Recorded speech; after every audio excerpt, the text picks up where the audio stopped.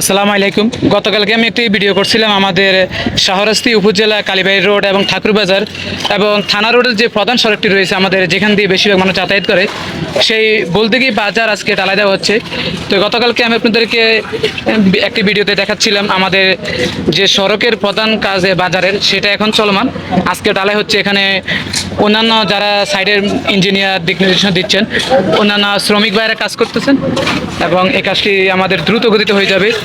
দুই এক দিনের মধ্যে এই কাজটি সম্পূর্ণ হবে এবং হাজারো শ্রমিক ভাই এখানে আজকে নিয়োজিত কাজে। তো আপনাদেরকে অসংখ্য ধন্যবাদ আমাকে পরবর্তী ভিডিওটি করার জন্য, কমেন্টে জানানোর জন্য, যে আরেকটি ভিডিও করে আমাদেরকে বিষয়টা জানানোর জন্য। অনেকে অনেক কমেন্ট করছেন, আমি দেখতে পাচ্ছি যে অনেকে বলছেন ফিলার এই খাম্বাগুলো কি উঠানো হবে কিনা। হ্যাঁ, খাম্বাগুলো উঠানো হবে।